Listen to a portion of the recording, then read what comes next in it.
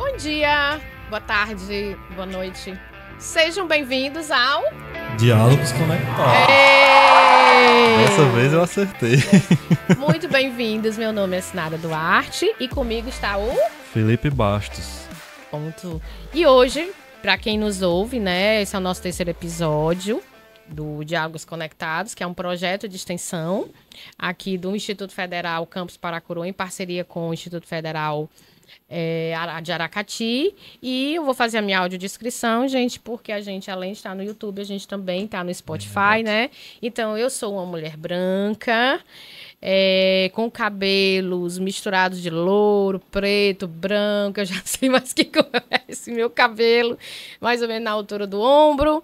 Meu cabelo está solto, está levemente ondulado, eu estou com uma blusa branca e essa blusa ela tem alguns detalhes em flores, rosas. E também meu nariz é um pouco grande, lábios grossos, e eu sou uma mulher de 50 anos. E o meu sinal em Libras é esse aqui, tá? Que é o número 3, colocado aqui no pescoço. E você, Felipe? Bem lembrado, viu? Eu acho que da outra vez, foi a primeira vez em vídeo, a gente não lembrou de fazer isso.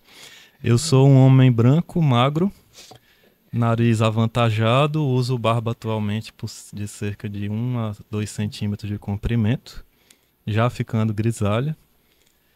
Estou com uma blusa branca e listrada com listrinhas azuis e uso óculos. Se tiver algo a mais para descrever sobre mim, eu não faço ideia porque eu não me olho muito.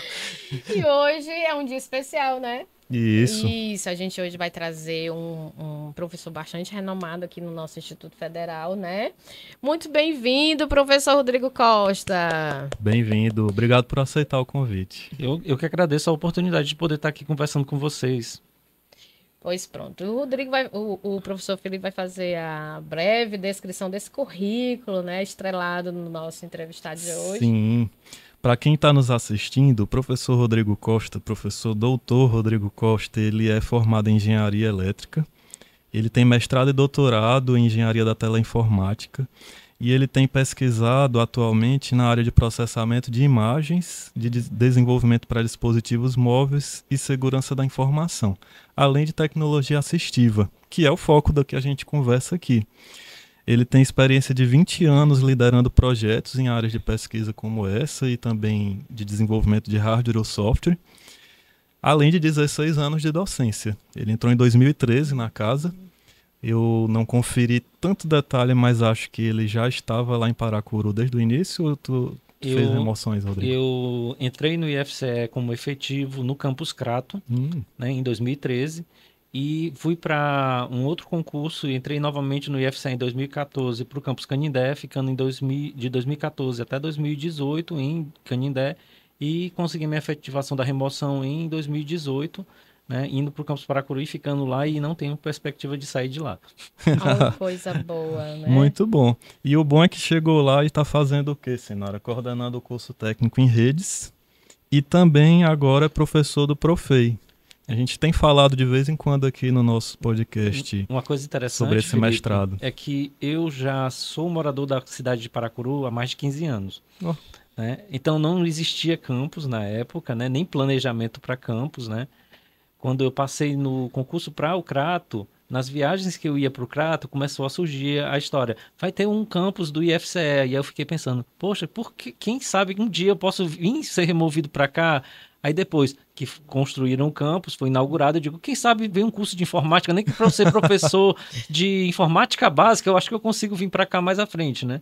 E aí veio a oportunidade de abrir o curso de redes e eu mesmo não sendo servidor do Campus Paracuru, a gente contribuiu para a elaboração do PPC do curso de redes e eu virei coordenador mesmo estando em Canindé. Então, eu tinha minhas responsabilidades em Canindé e assumia a responsabilidade da coordenação do curso de redes, fazendo os dias que eu estava livre, né, eu fiquei ocupando, trabalhando a semana inteira, né, dos 3 dias em Canindé, 2 em Paracuru, contribuindo com o campus, antes dos professores ainda conseguirem ser removidos para o campus Paracuru. Né? Então, para poder justamente a gente dar esse apoio à instituição nesse momento de criação, de implantação de um novo campus. Né? Pois Muito bom. Além de ser o nosso atual coordenador do curso de rede de computadores, eu ouvi dizer, né, professor, olhando no seu currículo, que também tem um projeto de extensão que ficou, acho que chamava Fábrica de Softwares, acertei? Foi. Você pode falar um pouquinho mais como é que era esse projeto, Esse que era projeto- externo ao IECE, não é isso? Isso, esse projeto, né? Eu comecei minha carreira docente no Lourenço Filho, né, na Faculdade Lourenço Filho, e também fui professor substituto na mesma época do Campus Fortaleza. Aí lá no Lourenço Filho a gente tinha um projeto de imersão técnica profissional dos nossos alunos. A gente sabe que, por exemplo, um aluno para conseguir um estágio já é difícil. Se ele é da particular, ainda mais. Porque, por exemplo, né, ficava aquela reclamação. Poxa, eu fui para a entrevista, foi chamado o menino da UFC, foi chamado o menino do IF, e nada da gente, né? Aí o que é que a gente fez para poder tentar desenvolver a habilidade prática dos nossos alunos? Foi estabelecido dentro do Lourenço Filho um projeto chamado Fábrica de Software, em que a gente simulava o comportamento dentro de uma soft house. Então tinham 3 equipes. A equipe de engenharia de software, que fazia a especificação, a equipe de desenvolvimento, que implantava, e a gente tinha a equipe de infra, que provia os serviços de suporte a essas 2 equipes. Então, a gente possibilitar para os nossos alunos a questão de desafios práticos para poder implantar serviços na área de infraestrutura. Eu era o coordenador da linha de infraestrutura. Então, a gente tentava fazer justamente isso, e essa é uma experiência que a gente tenta replicar também na nossa vida profissional dentro do IF através das práticas profissionais, né, que a gente incluiu dentro do currículo dos nossos cursos, né? Interessante, muito bom. É um diferencial, né? Porque o que se vê em sala nem sempre... É uma reclamação universal, pelo menos aqui no Brasil, de que a gente chega no mercado de trabalho e... Poxa, estão cobrando algo que eu não vi em sala de aula. Muitos não entendem que a sala de aula dá o alicerce, né? As tecnologias mudam muito, mas o alicerce muda menos. Mas, realmente, se a gente enviar eles para o mercado de trabalho só com alicerce, chega lá... E, professor, Bem... faça uma curiosidade, de onde foi que surgiu, e aí só para os nossos ouvintes, né, e os nossos telespectadores, a cidade de Paracuru, gente, é uma cidade pequena, ela fica localizada a 90 quilômetros de Fortaleza, que é a capital do Ceará, e é uma cidade litorânea, mas é uma cidade que ela vive muito do artesanato, do comércio informal. É uma cidade com, na época, acho que foi 2017, que foi a implantação do campus, era 35 mil habitantes, ou seja, uma cidade típica de interior paraiana, em que vive majoritariamente pequenos comércios e de turismo local. E aí, professor, o senhor chega fazendo essa revolução na cidade, trazendo um curso de TI, né, para uma cidade que não tem nada de TI. Como é que foi isso aí? Eu posso te falar uma coisa assim, uma curiosidade antes, Nara, que é o seguinte. Eu já estou na cidade de Paracuru antes do campus começar, né? Eu estava fazendo meu mestrado. Então, às vezes, eu conversando com dono de uma loja, né? Um empreendedor, né? Um empresário de lá. Às vezes eu estava lá sendo atendido e via os problemas acontecendo na área de TI. E aí o cara chegava para mim assim, tu sabe quem aqui pode me ajudar a resolver esse problema? Aí eu digo aqui, ó, não sei não. Aí às vezes, por exemplo, eu sabia que um sobrinho de um cunhado, né, ele trabalhava na área, eu dizia, olha, tá aqui o contato dessa pessoa, tenta falar com ela. E às vezes eles chegavam para mim e diziam assim, não, esse cara é muito ocupado. Às vezes eu tenho que chamar de Fortaleza o pessoal de fora para poder ajeitar a nossa infraestrutura, né? E a gente via que realmente existia uma demanda, né? Mas assim, eu não sou responsável por revolução nenhuma, porque na verdade a decisão não é minha, nunca foi minha, né? A gente, quando teve a audiência pública, foram escolhidos da nossa área, né, a nossa área afim, 2 cursos técnicos como possibilidade de abertura e um superior, né? O curso técnico em rede de computadores e um curso técnico em computação gráfica, né? E o superior seria o de tecnologia em análise e desenvolvimento de sistemas. Foram esses 3 da nossa área. E aí, assim, uma das coisas que eu digo, eu sou um profissional muito versátil, né? Eu sempre, o meu hobby é aprender novos truques. Então, como a minha área de pesquisa principal é a área de processamento de imagens, a computação gráfica é uma ação que é consequência da minha área de pesquisa, porque eu desenvolvo ferramentas para poder serem usadas pelos aplicativos de computação gráfica. Um editor de imagens, um editor de vídeo. Então, tudo isso aí a gente tem familiaridade. Então, para mim, qualquer um dos 2 cursos tanto de redes como o de computação gráfica não seria um empecilho, pelo contrário, eu poderia contribuir fortemente com os dois cursos. Em redes, né, aí já entra um pouco da minha experiência profissional, que eu iniciei com 13 anos de idade, dando suporte ao meu tio, que era bancário. Né, ele trabalhava na CTI do BEC, e ele tinha, né, como um segundo trabalho, a questão de consertar computadores, né, prestar serviço de manutenção de rede e de computadores. Então, eu com 13 anos comecei a aprender a ajeitar o computador, resolver o problema de redes. Então, sempre tive, além da questão de sempre trabalhar, desde quando eu entrei na graduação, na pesquisa e desenvolvimento na área de programação, eu também sempre tive essa questão lá de estar sempre envolvido com configuração de rede, configuração de sistemas e manutenção. Né? Então, na verdade, eram duas linhas que, aquela história, quando tinha uma demanda de uma das duas áreas, eu tentava atuar. Por que eu estou falando isso? Porque justamente um dia eu estava na praça, passando, aí o nosso diretor, né, de implantação, que é o professor Toive, ele me encontrou e perguntou, fez uma consulta. Rodrigo, o que é que tu acha? O que é melhor? Abrir o curso de computação gráfica ou de redes? Né? Eu já sendo professor de redes e trabalhando como pesquisador, eu disse assim, Toive, os dois cursos são muito bons, tem muita demanda. Redes tem uma vantagem que você vai ter a necessidade de máquinas mais modestas, né, do que uma de computação gráfica. Aí eu lhe pergunto de volta, professor, o campus tem recurso para implantar um curso de computação gráfica que vai exigir computadores potentes, licença de software? Aí ele disse, não. Então, professor, o senhor já tem a sua resposta. Né? Foi a forma que a gente... Eu acho que assim, nós como técnicos, né, temos que dar ao gestor fundamentos para que ele possa tomar a decisão, e essa decisão de implantação de um curso. Então, eu sugeri a ele que ele pensasse e respondesse essa pergunta para tomar a decisão do curso, né? Não querendo influenciar também, porque demanda para design gráfico você tem. Às vezes, mas aí é aquela história, né? Às vezes é um design gráfico para uma cidade inteira pequena do Porto de Paracuru, e manutenção de computadores, manutenção de rede, isso aí sempre vai ter demanda, e como eu falei no início, tinha a demanda de profissionais nessa área. Aí eu não quis também influenciar nesse aspecto, eu quis, na verdade, que ele tomasse a decisão, porque não adianta nada você querer criar um curso top se você não tem recurso para manter, né? Aí foi por isso que eu dei a indicação de evidências e ele tomou a decisão de abrir o curso técnico em redes, né? Interessante a história. E nessa parte de recursos, depois de implantado, demorou para sua chegada no campus? Passou algum tempo? Como eu digo, né? Sempre eu sou uma pessoa que gosta de tentar contribuir com o que eu posso quando existe uma demanda e quando eu sou solicitado. Então, eu era servidor do campus Canindé. Eu tinha meus dias que eu ficava em casa em Paracuru, porque eu era morador de Paracuru na época. E aí o Toive me liga. Rodrigo, não chegou o professor de informática, está começando o curso de meio ambiente, tem uma disciplina aqui que é de informática básica. Tu tem como me ajudar? Aí eu digo, professor, não estou fazendo nada, estou só lavando roupa. Então, bota a máquina para lavar, vou dar essa aula e volto e estender a roupa. Pronto.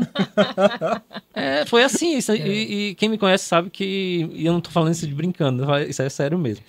Né? Mas é cômico, né? Se não fosse trágico, né? Aí, aquela história, né? Eu ia lá, né? E eu estava contribuindo com o campus mesmo antes de estar removido para o campus, né? Então, isso foi uma coisa que aconteceu.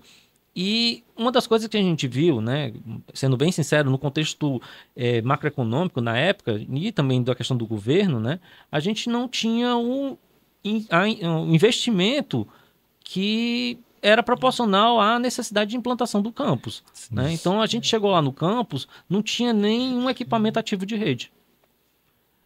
A gente conseguiu... Aí é aquela história. Eu, como sou uma pessoa muito proativa, gosto de contribuir com muitos outros campos, né, com o aspecto técnico, né, se alguém chega para mim e diz assim, Rodrigo, eu estou precisando de uma ajuda aqui para configurar uma rede. Bora. Rodrigo, eu estou precisando aqui ver uma questão da segurança. Bora. Eu quero ver o cabeamento. Bora. Eu não tenho esse tempo ruim para mim para ajudar. E aí, por consequência, a gente também é ajudado, né? Porque quando você faz o bem volta para você e às vezes volta para uma pessoa que você nem esperava, né? Então, por exemplo, né, um dos meus ex-alunos da fábrica de software, que é o Paulo Erickson, ele era, na época, tinha conseguido passar como técnico de informática lá em Sobral. No IFCL. No IFCL, ele era técnico de informática Campus Sobral. Aí ele chegou para mim, aí eu cheguei, olha, aqui tá em dificuldade, não tem, estamos precisando aqui de até qualquer coisa que você puder, que estiver aposentando aí em Sobral, você pode mandar pra gente. Aí ele já mandava, prontamente ele já conseguia, né, mandar um servidor modesto que estava sendo aposentado. Pra gente, para eles modesto, para vocês útil o luxo, demais, né? O lixo do outro era o luxo, é o nosso luxo, né? E a gente foi conseguindo. Aí consegui doação de suíte, consegui doação de servidor, né? O primeiro servidor do campus é uma máquina com 2 GB de RAM, que é uma máquina super modesta, mas para ser o Firewall já foi suficiente, para rodar um domíniozinho foi suficiente.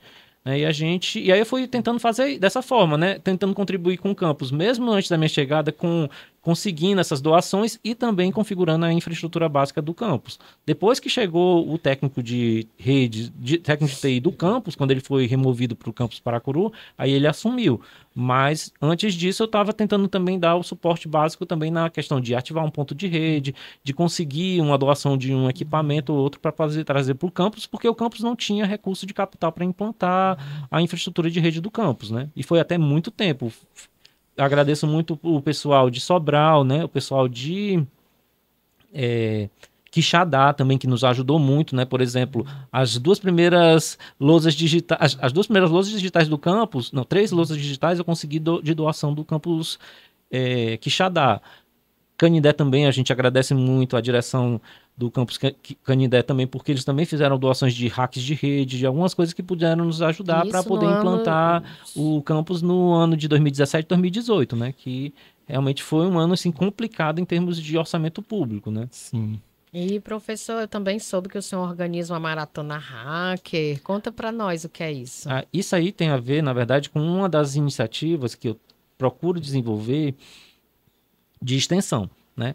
Eu sou da área também de segurança cibernética, né? Então, uma das coisas que eu já tentava fazer e incentivar dentro do campus Canindé era que os alunos desenvolvessem habilidades práticas, seguindo aquela filosofia da fábrica de software. E aí, nessas brincadeiras, eu incentivava os alunos a participar de competição, né? Então, existe um evento, né, que hoje em dia está meio... depois da pandemia, ele não está ocorrendo com tanta frequência, né, que é o RoadSec, né, que ele levava uma palestras de forma itinerante pelo país. E aí a gente botava os nossos alunos para competir na gincana criptográfica, que era o Crypto Race, e no Hack a Flag, que era o desafio hacker, né, de segurança ofensiva de testes de invasão. Então eu incentivava os meus alunos a participar disso. Mas como é que o aluno treina para poder desenvolver a habilidade de técnicas de segurança ofensiva, técnicas de invasão, sem ter onde desenvolver essa habilidade, né? Aí vem a Maratona Hacker, que eu disponibilizo desafios numa plataforma que eu mantenho para poder o aluno desenvolver essas habilidades. Aí a gente disponibiliza desafios em várias áreas: criptografia, esteganografia, forense, segurança web, né? E o aluno ele vai de forma gratuita, se cadastra na plataforma, né? Uma plataforma gamificada, né? Que aí a gente tem aquele cara que é o top 1, que é a pessoa que mais resolveu os desafios, né? Encontrou as flags, né? Que aí pontuou dentro da plataforma. Mas ser hacker não é uma coisa ruim, professor? É uma boa pergunta, Sinara, porque na verdade depende da conduta, né? A gente tem, na verdade, quando a gente pensa no hacker, a gente, na verdade, está pensando no cracker, que na verdade a gente até usa hoje um novo termo, que é o hacker de chapéu preto, né? O Black Hat, que é uma pessoa que usa as habilidades de segurança ofensiva para obter um ganho pessoal. Só que a gente tem também o outro lado da moeda, que seria o hacker de chapéu branco, o White Hat. E aí esse White Hat, ele vai usar a sua habilidade para o bem. Como assim para o bem? Por exemplo, fui convidado para participar de uma análise de segurança de uma empresa, que eu não vou citar o nome, mas é uma empresa muito grande. E aí eles disseram para mim: Rodrigo, tu tem para testar as vulnerabilidades do meu sistema, né, do meu site, da meia-noite às 6 da manhã de 2 dias específicos. Porque eu não podia colocar em risco o sistema deles durante a produção. E eu consegui, através de buscas no Google, que a gente chama de Google Hacking, Google Docs, né? Que é a pesquisa avançada, os usos de operadores específicos e avançados do Google, eu consegui encontrar uma planilha com nome de cliente, e-mail e telefone de clientes. Tudo aberto. É um arquivo que estava aberto no Google e que uma pessoa poderia encontrar, um Black Hat poderia encontrar. Aí o que é que a gente fez? A gente comunicou, foi um incêndio quando a gente comunicou a empresa, né? Porque foi feita numa reunião com todo mundo, o pessoal ficou olhando um para o outro, dizendo assim, poxa, como é que isso aconteceu, né? E aí aquela história, né? A gente comunicou, e não só comunicou a falha, como o porquê da falha. Ou seja, eu sou uma pessoa, que eu sou um hacker, mas sou um hacker do bem. Eu não vou invadir para obter um ganho pessoal. Eu vou, na verdade, só tentar invadir caso eu seja contratado para encontrar uma falha, para que essa falha seja corrigida. Nossa. Por isso que, hoje em dia, a gente tem a necessidade muito forte do curso de segurança da informação. Porque, por exemplo, né, não é querendo menosprezar o curso de análise e desenvolvimento de sistemas, mas hoje em dia, em qualquer Unisquina, a gente tem um curso de ADS e, às vezes, você tem até cursos online que são muito bons, como o caso da DIO, que você vai ter a possibilidade de se capacitar para ser um bom desenvolvedor, né, que você paga, por exemplo, R$ 49,90 por mês, né? E às vezes nem paga nada porque você pode participar de um bootcamp para desenvolver habilidades de desenvolvimento. Bootcamp patrocinado, no final o melhor é contratado. Isso. Em geral. Agora, em segurança ofensiva, tu tem plataforma para testar? Tu tem alguém que vai te dar o caminho das pedras para poder fazer teste de invasão? Não, um curso de teste de invasão é 7 mil, 8 mil reais que você paga por um bom curso de teste de invasão. E um curso de segurança, segurança da informação você ofereceria de forma de graça, com um nível de graduação para um aluno, né? E a gente vê a quantidade de universidades que oferecem esse curso, uma quantidade muito reduzida, né? Sim. E no Ceará, professor, existe esse curso de graduação? Ele é oferecido atualmente pelo pessoal da UFC de Itapajé. Pelo que eu saiba, público só é esse. Só esse. Mas ouvi dizer, uma andorinha, né? Disse aqui no meu ouvido que vocês estão fazendo um projeto para ofertar esse curso para 2026, 2027. Fala um pouquinho mais sobre isso. Em 2018, quando a gente já estava com o curso de redes, o curso de redes ele iniciou em 2017. Né? Meio do ano de 2017 a gente iniciou o nosso curso técnico em redes. A verticalização correta não é a ADS. A ADS é uma verticalização correta para um curso de informática. Tem muito campus que verticalizou de redes para ADS, só que isso não é a verticalização correta. Não é o natural, né? Não é o natural. O natural é uma verticalização para a área de segurança, para um tecnólogo em redes, para um engenheiro da computação, né? Dentre outros que estão no catálogo. E aí, em 2018, a gente indicou para a direção geral: olha, diretor, vale a pena abrir um curso técnico, um tecnólogo em segurança. Nossa gestão decidiu seguir com a filosofia que já estava aprovada na audiência pública, que era a ADS. Aí, no final das contas, entrou a pandemia, né? O processo demorou para ser rodado por alguns problemas internos que não vale a pena citar. Entrou a pandemia, houve mudança de governo, houve mudança no cálculo do percentual de alunos e, com isso, durante a pandemia, o curso foi negado de análise e desenvolvimento de sistemas para o campus Paracuru, né? Eu sei que é aquela história, né? Quando o curso tem um pai e o pai é atuante, né? O pai poderia ser muito mais ágil e até mesmo o processo da criação desse curso superior poderia ter sido antes da pandemia. Mas aí também não vale a pena a gente entrar nessa discussão. E aí a gente indicou: olha, diretor, vale a pena abrir o de segurança. O corpo docente quer, eu quero. Né? Porque, por exemplo, eu fui campeão do Hack a Flag em 2018. Em 2017, a gente foi campeão na modalidade de grupos, né, em que a gente tinha 3 pessoas competindo contra times hackers mesmo, time que já tinha experiência. Nós fomos campeões nacionais do Hack a Flag. E aí eu digo, cara, a gente tá na crista da onda, vale a pena abrir de segurança. E eu acho que é o que o mercado precisa, com tantos golpes que a gente escuta, né? Golpes de Pix, golpe do WhatsApp, golpe do INSS, principalmente.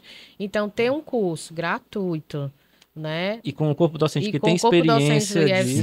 Nessa área de tecnologia, então tem uma previsão, mais ou menos assim, uma meta esperada para abrir esse curso. A gente está em processo de melhoria, né? Dos indicadores, para poder ter o indicador, né? Mas no caso do nosso eixo de TI, o curso que a gente tem o interesse de abrir e que tem totalmente apoio da nova gestão do nosso campus é o curso de Tecnologia em Segurança da Informação. Porque aquela história, essa experiência de tentar aplicar na prática, a gente tem, né?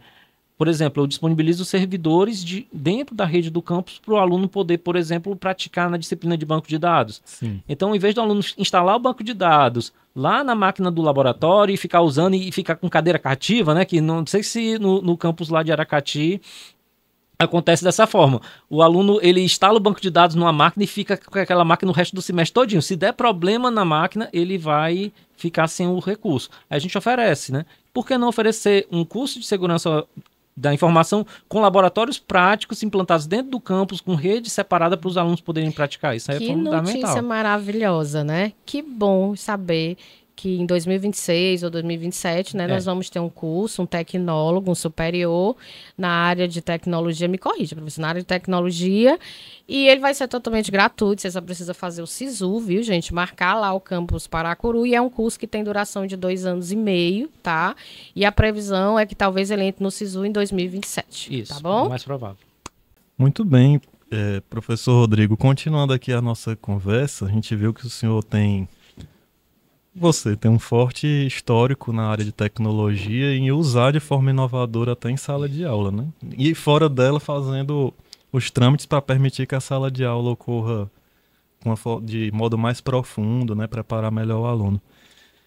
Nesse quesito, visto que nós somos um podcast sobre educação à distância, eu gostaria de saber quando e como entrou o EAD na sua experiência docente? Eu fui professor, né? Como eu tinha falado, do substituto no campus Fortaleza, né? E a primeira experiência que eu tive, assim, foi no ETEC, né? Eu fui formador do curso de informática do ETEC em pelo menos umas 2 ou 3 disciplinas. E aí, nesse processo, eu comecei a estudar mais o Moodle e a gente sempre tentando encontrar ferramentas que nos dessem apoio na sala de aula. E aí, eu comecei a estudar mais o Moodle, aprendi a configurar.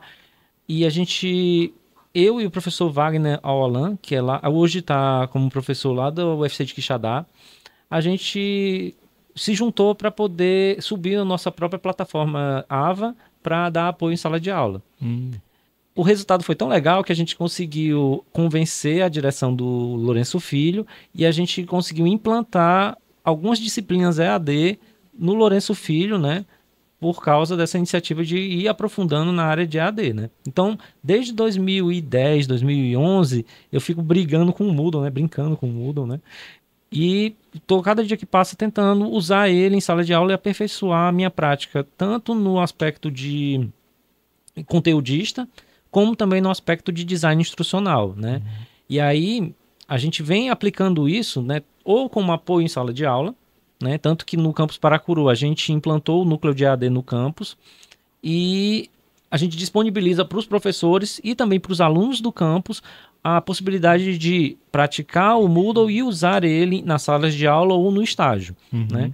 Isso aí a gente tem feito lá, né? E eu também, quando sou convidado para participar de alguma extensão de ensino à distância, a gente usa, aí eu sou o design instrucional e também sou AVAdmin para poder disponibilizar esses cursos, né? A gente tem parcerias institucionais com a Cisco, com a Huawei e com a Amazon, né? Então, às vezes aparece a oportunidade de a gente dar um treinamento, né? Por exemplo, existe uma iniciativa do governo federal chamada MCTI do Futuro, em que o governo federal incentiva as instituições a abrirem cursos de formação inicial para a juventude, né, para os alunos de 18 a 24 anos, para que eles desenvolvam habilidades práticas para poder ocupar vagas no mercado de trabalho com o uso de novas tecnologias, né? Então, por exemplo, já ofereci um curso de IA, né, que a gente ofereceu um treinamento totalmente prático para desenvolvimento das habilidades em IA. Computação em nuvem, redes, 5G, e aí aquela história, né? A gente tem o laboratório, por exemplo, né? A gente está vinculado ao laboratório da Huawei do IFCE Campus Fortaleza. Então, a gente oferece esses cursos de formação, aí eu monto o curso, organizo o design do curso e também sou um dos conteudistas, né? Tem disciplinas que não sou eu que sou o responsável, como é o caso de 5G. Aí eu dou apoio ao professor formador e também faço o design do curso no nosso AVA, né? Na AVA do laboratório. É o Moodle do laboratório da Huawei. Aí aquela história, né? Eu tenho o meu próprio Moodle pessoal, que eu uso para meu apoio das minhas disciplinas, que está no servidor hospedado e administrado por mim. O Moodle do laboratório, que aí a gente implantou, treinou, tem a equipe que está dando suporte a ele, né? E aí ainda a gente ajuda também dentro do campus Paracuru, né? Então é aquela história, né? Hoje em dia, por exemplo, atualmente eu sou instrutor do Capacita Brasil, né? Que é um projeto de iniciativa do governo federal, do MCTI do Futuro, né? E que também está vinculado ao E-Jovem, né? Que é o programa E-Jovem, né? Do governo do estado, que a gente está justamente oferecendo 3 linhas de capacitação. Uma em desenvolvimento iOS, outra em rede 5G e outra de nuvem. Aí eu sou o responsável pela trilha de nuvem e estou tentando oferecer não só um curso bem preparado com um conteúdo bem interessante, mas altamente prático com os alunos, como você disse, usando os recursos que a gente consegue obter ou de forma gratuita na internet ou fruto das parcerias institucionais. Muito bom. E nessa sua experiência no Capacita, o que é que você tem gostado mais aí na sua atuação? Uma das coisas que eu digo do Capacita é que para mim foi um grande desafio.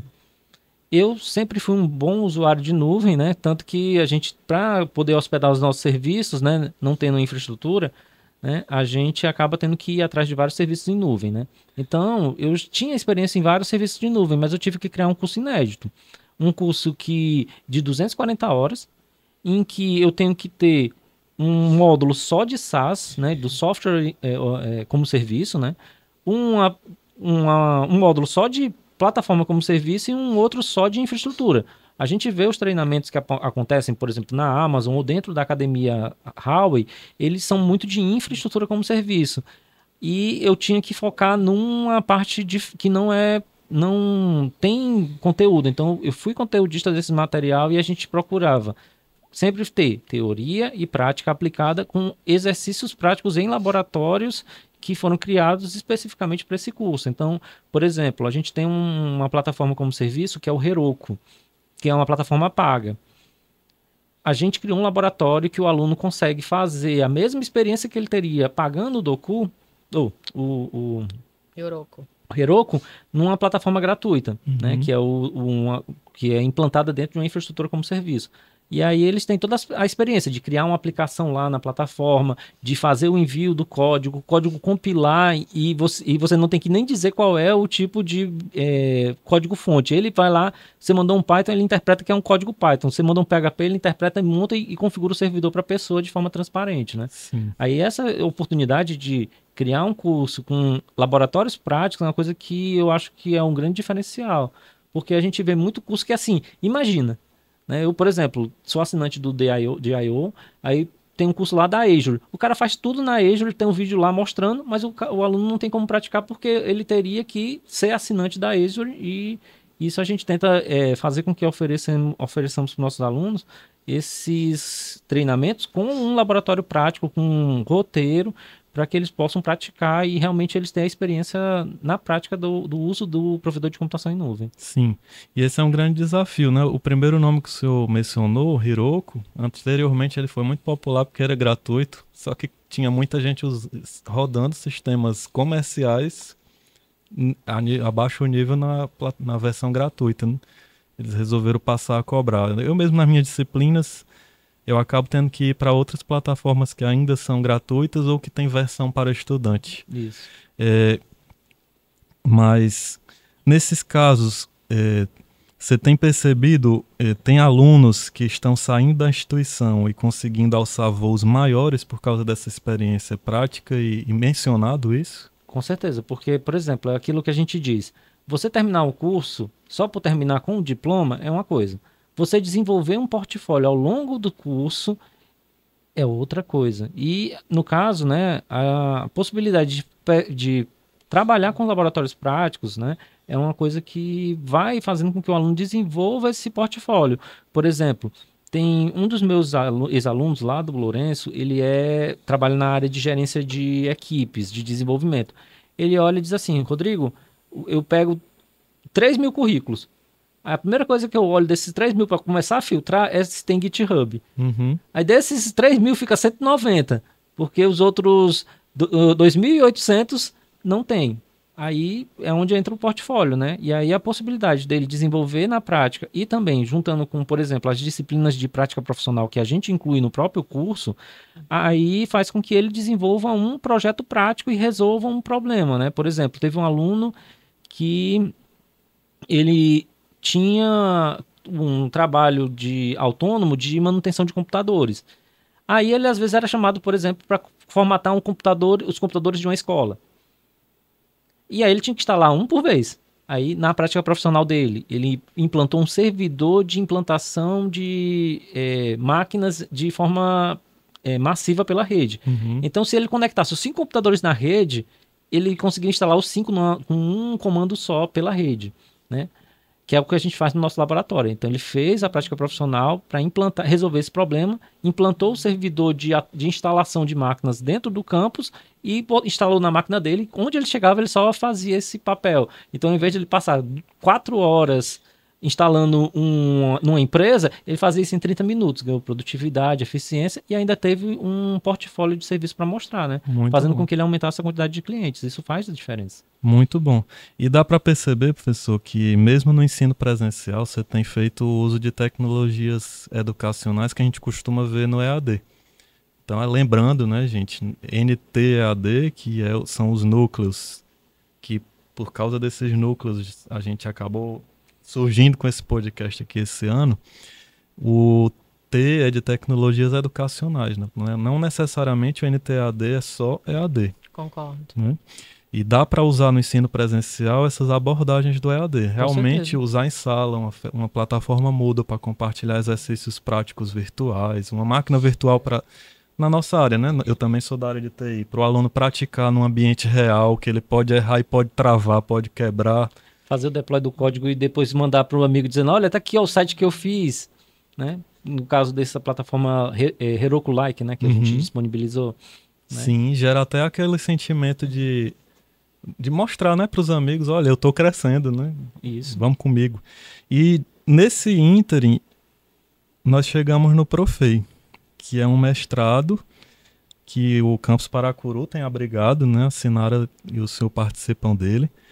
E o Profei, ele é um mestrado que foi desenvolvido com fins de treinar professores da área pública, né, do setor público, para a educação inclusiva. Como é que o senhor saiu da educação presencial com tecnologias educacionais e ferramentas do EAD para a educação inclusiva? Isso é na verdade, assim, eu acho que o Profei é um presente que a gente recebeu, né, o Campus Paracuru, e eu fico muito feliz de poder fazer parte dessa equipe, porque eu, como pesquisador, né, da área de tecnologia assistiva, eu trabalhei muito tempo com desenvolvimento de soluções para deficiente visual. Né? Então, a gente desenvolveu ferramentas de educação para deficientes visuais. Né? O deficiente visual, principalmente o adulto que perde a visão, ele tem muita dificuldade de aprender o braille. Então, a gente criou um hardware e um software. Então, eu participei mais do software e da plataforma de educação, dessa plataforma de educação para deficientes visuais, né? Que foi evoluindo, né? Começou com o mouse braille, né? E aí foi evoluindo para a linha braille, aí teve o Educa Braille, né? Que é desenvolvido pela equipe lá do professor Naxagros e professor Elias, né? Porque eu faço parte do grupo de tecnologias assistivas que é liderado pelo professor Elias, né? Uhum. E eu venho desenvolvendo nessa área, né? Trabalhando na parte de mobilidade do deficiente visual, mas a gente tem percebido, né? No caso, que o autismo é um assunto muito, muito importante hoje em dia e a gente está começando a receber alunos com autismo.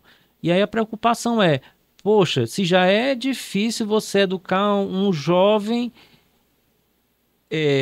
típico, imagina a dificuldade de você conseguir fazer com que a pessoa que tem autismo e que tem as suas dificuldades no processo de ensino-aprendizado, ela tenha também a possibilidade de concluir com êxito e conseguir aproveitar essa experiência que é fazer parte do Instituto Federal. Né? E aí a preocupação seria justamente essa, da gente pensar, poxa, o que é que a gente pode contribuir a nível de tecnologia, juntando a minha experiência no desenvolvimento de aplicativos, né? Porque, como você disse no começo, eu trabalho há mais de 20 anos com equipes de desenvolvimento. Já tive projetos com a Samsung, com a LG, né? Com grandes empresas desse tipo, desenvolvendo soluções principalmente de visão computacional e inteligência artificial. E desenvolvimento em sistemas embarcados e telefones móveis, né? Que seriam os smartphones hoje em dia, né? Que antes não era nem smartphone, né? Eles só tinham uma breve lembrança, não tinha memória, não. E aí a gente pensou, poxa, por que não contribuir nessa área de tecnologia assistiva para a melhoria do processo de ensino-aprendizagem? Foi nesse objetivo que a gente se vinculou ao Profei, né? Principalmente tentando desenvolver tecnologias que pudessem ser aplicadas em sala de aula para a melhoria do processo de ensino-aprendizado, né? Aí aquela história. Foi pensado no começo para deficiente visual, já tem muita coisa que a gente já desenvolveu, que a gente poderia, por exemplo, fazer um projeto de avaliação técnica dos equipamentos de tecnologias educacionais para cegos, mas essa parte do autismo está chamando tanta atenção da gente e me sensibilizou muito o caso de uns 2 alunos que a gente recebeu no semestre passado e que eu vi que eles precisam de muita ajuda e então a gente tem uma missão de poder tentar contribuir com esse aluno, né, esse conjunto de alunos que a gente está recebendo e que a gente tende a receber cada vez mais, né? Principalmente no curso também de redes presencial, né, professor? Isso, que a gente recebeu agora o primeiro que veio, né, que a gente agora vai começar o processo do PIAC, né, para poder fazer o acompanhamento desse aluno ao longo do curso, né? Uhum. Para quem está nos ouvindo, gente, o PEI é o plano de atendimento individualizado desse aluno, né, que é feito de forma coletiva com os professores do semestre, junto com os profissionais do NAPNE e os profissionais da assistência estudantil, né, de forma a acolher a diversidade, as necessidades específicas desse aluno nas aulas, né. E o que a gente percebe quando a gente fala sobre o autismo? É que tem muita pesquisa sobre o autismo, mas nos anos iniciais do ensino fundamental você vai encontrar muito material sobre alfabetização, sobre inclusão, estudo da matemática básica, mas para a educação profissional, para a área de TI, né, que é a área dos professores que estão aqui comigo na mesa, a gente não tem nada. Então, muitas vezes esse aluno, ele termina o ensino médio, ele quer fazer um curso técnico, ele quer fazer um curso superior na área de TI. Então, como é que a gente pode pensar, né, uma inclusão, né, utilizando as ferramentas de tecnologias assistivas que a gente tem disponível? Então, a pesquisa do professor Rodrigo, né, tá engatinhando, né? Assim, o senhor está com um orientando que também é autista, não é isso? Isso.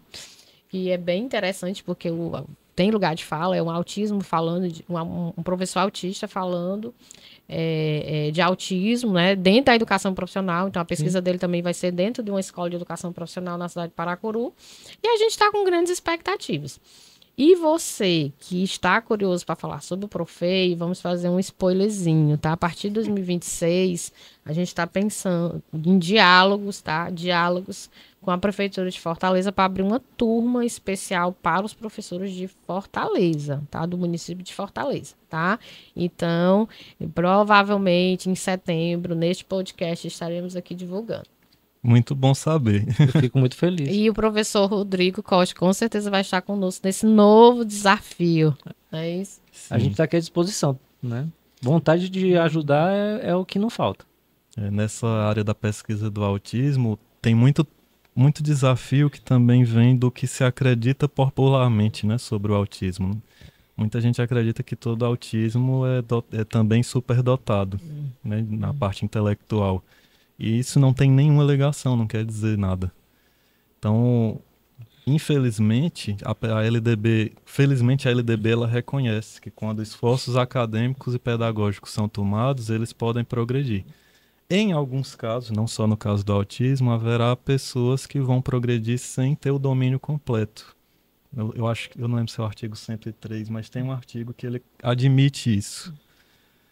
Mas o que é que a gente tem visto também ocorrer, talvez devido à grande demanda no ensino básico, é de muitos progredirem sem ter sem ter sido esgotado de fato que a LDB existe que esgote. Isso. As competências essenciais, né? O Isso. famoso empurrômetro. Vamos empurrar, tirar da escola, entregar um diploma. Deixar a família feliz. Deixar a família feliz e tirar e pegar a poeira e jogar debaixo do tapete, né? Isso.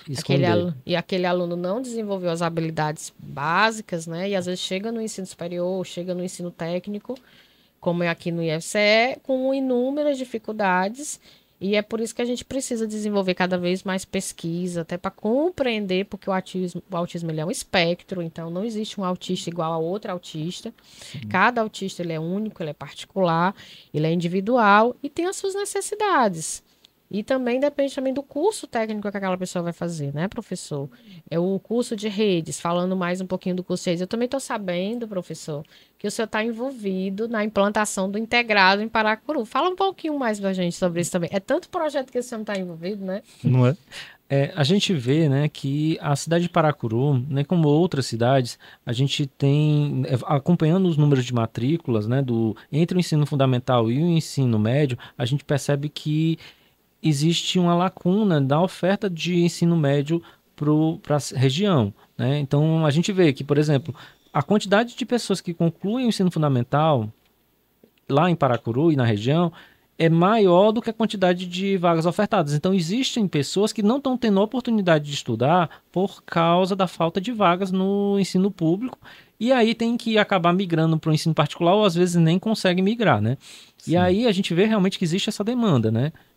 Aí veio essa oportunidade, né? E a gente já vem, como colegiado do curso, indicando que é muito importante que a gente contribua com a formação de nível de ensino médio, né, integrado para a região. Desde 2020, 2021, a gente indica, mas só agora que a gente está conseguindo, né, ter um ambiente propício, né, com vagas novas para vir, com autorização de novas vagas, para poder a gente conseguir implantar o curso integrado dentro do campus, né? Sim. E aí a gente sempre teve esse interesse, né, de oferecer o curso integrado, né? E a gente já fez a submissão do projeto, né? Já está sendo tramitado dentro dos núcleos temáticos a análise do projeto pedagógico e a gente tem a expectativa que ano que vem a gente tenha o curso técnico em redes e o curso técnico em meio ambiente sendo oferecido para a população de Paracuru para início de aula em 2026. De forma integral. De forma integrada. Agora eu entendi o contexto. Vocês não têm integrado ainda no campus, é isso? Não temos. Vai ser o nosso primeiro integrado, vai ser o curso de redes de computadores, que inclusive ele é muito modesto, ele não quis dizer, mas é o curso mais procurado do nosso cardápio de cursos técnicos, é o curso técnico de rede de computadores. A gente não tem problemas com matrícula, né? Inclusive a gente até ultrapassa, tem lista de espera, né? E além disso, professor, o senhor também faz parte de outro curso técnico. Que é o de secretariado escolar. Isso, secretariado escolar e o informática para a web também, né? Eu sou coadjuvante de informática para a internet. Mas também é um dos professores do curso de informática para a web. E esse curso de informática para a web, ele também é por EAD, não é isso? Isso, ele é EAD, né? Eu pude contribuir com 2 disciplinas do curso, né? Na elaboração do PPC, eu contribuí com a disciplina de segurança da informação e também com o de redes, né? E em redes a gente teve uma preocupação, eu tenho uma preocupação porque eu também sou desenvolvedor, né? É famoso, né? Eu sou desenvolvedor, sou infra, né? Professor, sou pesquisador, sou orientador. Professor menino da TI. Esse mesmo. Se precisar, até corte e costura, a gente vai tentar resolver esse problema, se aparecer esse problema na frente, né? Porque, como eu digo, a vontade de aprender não falta. E aí, assim, eu como desenvolvedor, eu sei que o foco de desenvolvimento, o foco de redes no curso de informática para a internet é diferente do foco de redes tradicional, de você dar camada de enlace para um aluno de informática para a internet que ele tem que, na verdade, dominar a camada de transporte e a camada de aplicação.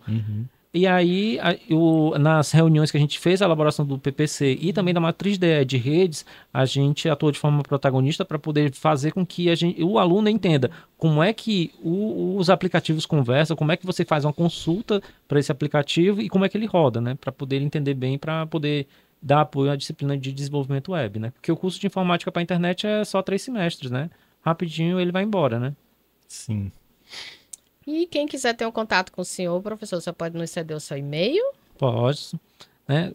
Eu, atualmente, né, como estou como coordenador do curso de redes, né, eu também respondo pela rede social do curso, né. E aí, no caso, né, a gente tem um Instagram chamado Redes Paracuru, né, se alguém quiser entrar em contato com a gente vai poder responder, né, na rede social, né, que é o Redes Paracuru, ou então pelo e-mail, né, que no caso seria rodrigo.costa@ifce.edu.br. Lembrando que todos esses contatos nós vamos deixar no primeiro comentário afixado, contato do professor Rodrigo, tá? E o contato do curso de redes de computador, o Instagram do curso de redes de Paracuru. Isso. Muito bom. Professor, muito obrigado por ter aceito o nosso convite. Eu sei que a gente teria muito mais do que conversar, o tempo não permite, mas é muito bom ver alguém que veio da área de desenvolvimento e projetos e na docência passou a enxergar, né? E se preocupar efetivamente com o aprendizado e com a inclusão. Com certeza. E me diga uma coisa, professor, se me falha a memória, o senhor é ex-aluno do IFCE, né? Não? Sou do curso de Tecnologia e Mecatrônica. Olha aí, Fico muito feliz de poder fazer parte da equipe de corpo docente, né? Vendo a importância da própria formação que eu tive do IFCE, na minha formação como cidadão, que foi muito gratificante, né? Poder voltar para a sala de aula e poder contribuir com a formação das novas gerações. Então pronto, para você que nos escuta, esse foi mais o terceiro episódio do Diálogos Conectados. Dessa vez a gente acertou 2 vezes. Muito obrigada, professor Rodrigo Costa, pela sua presença aqui e até a próxima, pessoal. Até, pessoal. Deixa aí o like. Não esquece de deixar o like, curtir e comentar, tá, gente? Isso é muito importante.